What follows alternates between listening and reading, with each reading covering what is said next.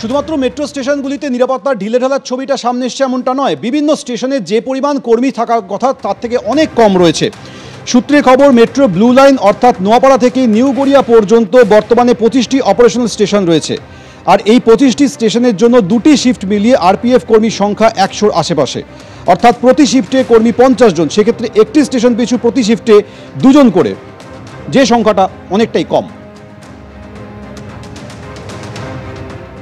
Dakshineswar metro স্টেশনে ছাত্র খুনের ঘটনার পর অবশেষে টনক লড়ল মেট্রো কর্তৃপক্ষের।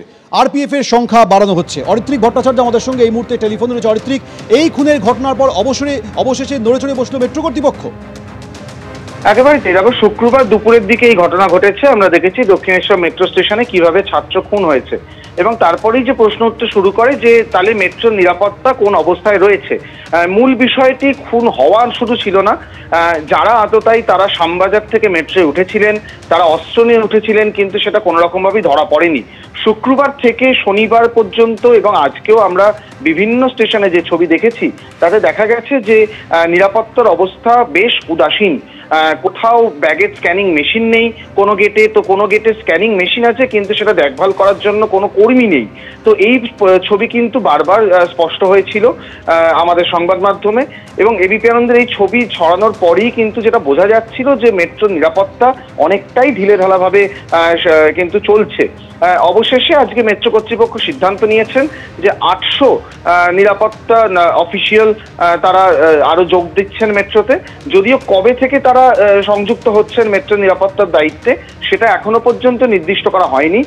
তবে এটা বলে রাখা দরকার যে বিভিন্ন ক্ষেত্রে যেটা দেখা যাচ্ছিল যে ব্যাগেজ স্ক্যানিং, যেটা অত্যন্ত গুরুত্বপূর্ণ, সেটা কিন্তু কোনোভাবেই হচ্ছিল না, এবং সেই ছবি সামনে আসার পরেই এই সিদ্ধান্ত। এমনটাই কিন্তু মেট্রো কর্তৃপক্ষ তাদের যে প্রেস বিজ্ঞপ্তি তারা জানিয়েছেন। এখন এটাই দেখার কবে থেকে এই ভূমিকা চালু হয় এবং তারপর মেট্রো নিরাপত্তা কতটা বর্ধিত হয়। ধন্যবাদ অরিত্রিক। এবার হোটেলে তৃণমূল নেতার অনুগামীদের তাণ্ডব, এমনই অভিযোগ উঠছে তৃণমূল নেতার অনুগামীদের বিরুদ্ধে। সেখানে ভাঙচুর করা হয়েছে, লুটপাট চালানো হয়েছে, এমনই অভিযোগ। তোলা না পেয়ে তাণ্ডব চালানো হয়। কাজকরা দত্তপুকুর 2 নম্বর পঞ্চায়েতের তৃণমূলের উপপ্রধান বান্তু সাহার অনুগামীরা। ক্যাশ কাউন্টার থেকে নগদ 1,78,000 টাকা লুট করা হয়েছে বলে অভিযোগ।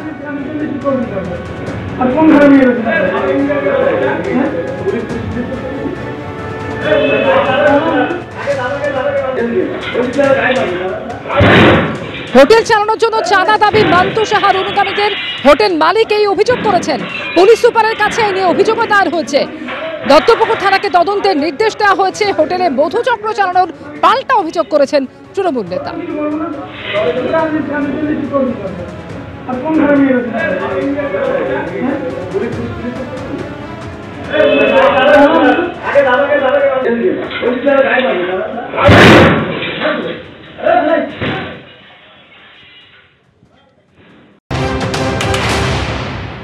হাইকোর্টে, পুলিশ কোর্টে, জাজ কোর্টে হবে না।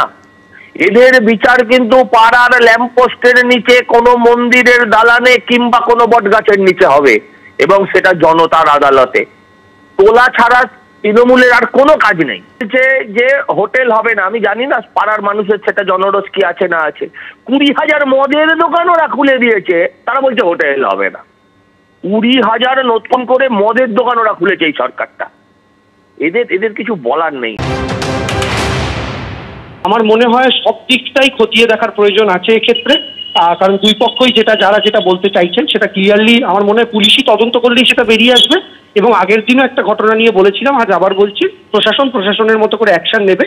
বিজেপি একটু কম কথা বললেই ভালো হয়, কারণ ভারতীয় জনতা পার্টি তারা অন্তত পশ্চিমবঙ্গের বিষয় নিয়ে কার কি শেষে শুরু না শুরু কথা না বলে তারা একটু দেখুন। তাদের প্রধানমন্ত্রী 2 বছর পর মণিপুরে ঢুকেছিলেন, কাদের কোথায় শেষে শুরু সেই কথা না বলে পশ্চিমবাংলার মানুষের উপরে সবটা ছেড়ে দিন।